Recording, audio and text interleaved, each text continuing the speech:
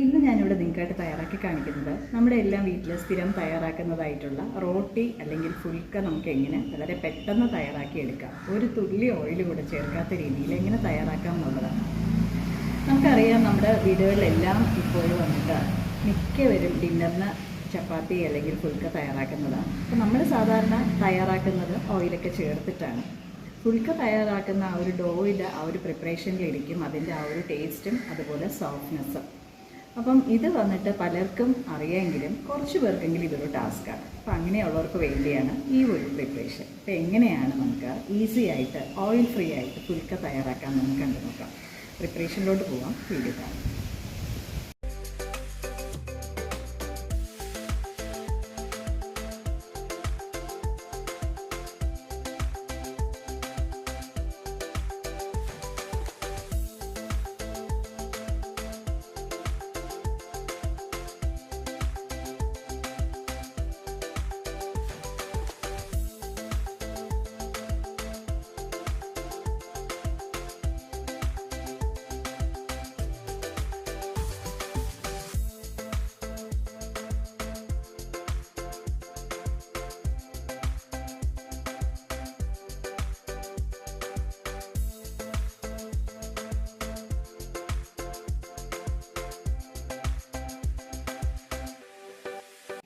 ചപ്പാത്തി തയ്യാറാക്കുന്നതിന് ആദ്യം തന്നെ നമുക്ക് മിക്സിംഗ് ബൗളിലോട്ട് 2 കപ്പ് ഗോതമ്പ് മാവ്, അതിൽ 1.5 കപ്പ് ഗോതമ്പ് മാവ് മാത്രമാണ് ഞാനിപ്പോൾ ചേർക്കുന്നത്.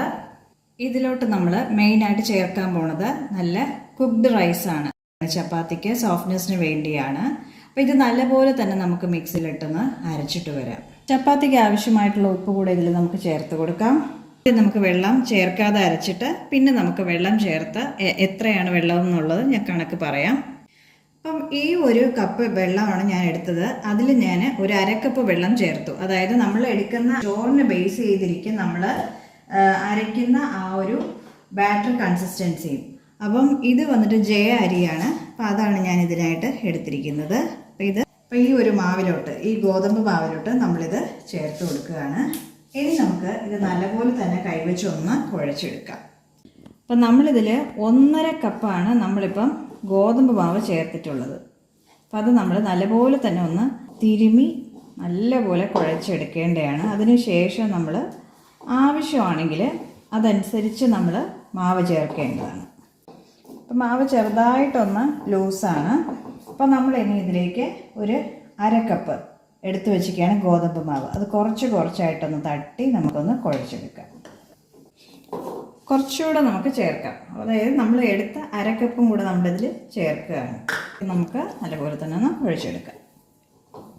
അപ്പം നമ്മളിതിൽ ഓയിലൊന്നും ചേർക്കാതെയാണ് നല്ലപോലെ കുഴച്ചെടുക്കുകയാണ്. നമ്മളിപ്പോൾ ഓയിലോ ഒന്നും ചെയ്യില്ല. വേണമെങ്കിൽ നിങ്ങൾക്ക് കുറച്ച് ഗീയുടെ ആ ഒരു സ്മെല്ലൊക്കെ വേണം എന്നുള്ളത്, ആ ഒരു ഫ്ലേവർ, ഗീയുടെ ഫ്ലേവർ വേണമെന്നുള്ളവർക്ക് അത് ചെയ്യാം. കണ്ടോ, നല്ല സോഫ്റ്റായിട്ടാണ് ഇതിരിക്കുന്നത്. പിന്നെ നമുക്ക് ചെറിയ ബോൾസ് ആക്കി നമ്മൾ ആ ചപ്പാത്തിക്ക് എങ്ങനെയാണോ എടുക്കുന്നത് ആ ഒരു രീതിക്ക് നമുക്ക് ആക്കിയെടുക്കാവുന്നതാണ്. ഇപ്പം നമ്മൾ നല്ലപോലെ തന്നെ സാധാരണ ഷേപ്പ് ചെയ്യാൻ പോലെ ബോൾസ് ആക്കി വെച്ചു. പിന്നെ കുറച്ച് മാവ് നമ്മൾ ഡസ്റ്റ് ചെയ്യാനായിട്ട് അതേ ആ ഒരു ബൗളിൽ തന്നെ എടുത്ത് വെച്ചിരിക്കുകയാണ്. പിന്നെ പതിവ് പോലെ ചപ്പാത്തി പരത്താനായിട്ടുള്ള പലകയും റോളിംഗ് പിന്നും എടുത്ത് വെച്ചിട്ടുണ്ട്. അപ്പോൾ ഇനി നമുക്കിതൊന്ന് പരത്തിയെടുക്കാം. ആദ്യം തന്നെ നല്ലതായിട്ട് ചെറുതായിട്ടൊന്ന് പ്രസ് ചെയ്തതിന് ശേഷം നമ്മൾ സാധാരണ ചപ്പാത്തി പരത്തുമ്പം ചെയ്യത്തില്ല, അതേപോലെ തന്നെ ഇതൊന്ന് റോൾ ചെയ്തെടുത്തതിന് ശേഷം നമുക്കൊന്ന് പരത്തി എടുക്കാവുന്നതാണ്. എപ്പോഴും ഡസ്റ്റ് ചെയ്യുന്ന മാവ് നല്ലപോലെ അരിച്ചു വേണം ഒന്ന് വെക്കാനായിട്ട്.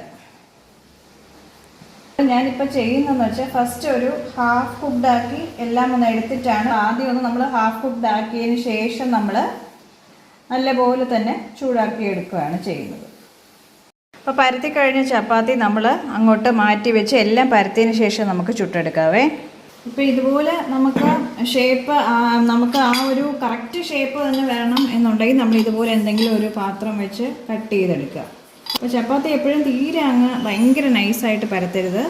ഒരു ആവറേജ് ഒരു ചെറിയൊരു തിക്നെസ്സിൽ തന്നെ പരത്തണം. ഞാനിപ്പോൾ ഇതെല്ലാം നമ്മൾ പരത്തുന്നത് ഇങ്ങോട്ട് മാറ്റി വയ്ക്കുകയാണ്. ലാസ്റ്റ് എല്ലാം കൂടെ ഒന്നിച്ച് ചുട്ടെടുക്കാൻ പോവുകയാണ്. അപ്പം നമ്മുടെ ചപ്പാത്തി ഉണ്ടാക്കാനായിട്ട് കല്ല് ഇവിടെ ചൂടായി കഴിഞ്ഞു.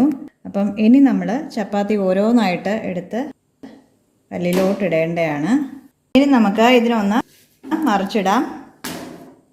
മറിച്ച് വരുമ്പം നമുക്കറിയാം ചെറുതായിട്ട് ഈ ഒരു ബബിൾസ് വരും. ബബിൾസ് വരുമ്പം തന്നെ നമ്മൾ തിരിച്ച് ഒന്നുകൂടെ അങ്ങോട്ട് ഇട്ട് കൊടുക്കേണ്ടതാണ്. ഒന്നുകൂടെ നമുക്ക് തിരിച്ചിട്ട് കൊടുക്കാം. അപ്പം നിങ്ങൾ ഈ സമയം വേണമെങ്കിൽ ഗീ സ്പ്രെഡ് ചെയ്യണമെങ്കിൽ സ്പ്രെഡ് ചെയ്ത് കൊടുത്ത് നമുക്ക് സാധാരണ രീതിയിൽ തന്നെ ചുട്ടെടുക്കാവുന്നതാണ്. ഇപ്പോൾ ഇത് നമ്മൾ ഓയിൽ ഫ്രീ ആയിട്ട് ചെയ്യുന്നത് കൊണ്ടാണ് ഇപ്പം ഞാനിപ്പോൾ ഈ ഒരു രീതിയിൽ തയ്യാറാക്കുന്നത്. ഒന്നുകൂടെ ഒന്ന് തിരിച്ചിട്ട് കൊടുക്കാം.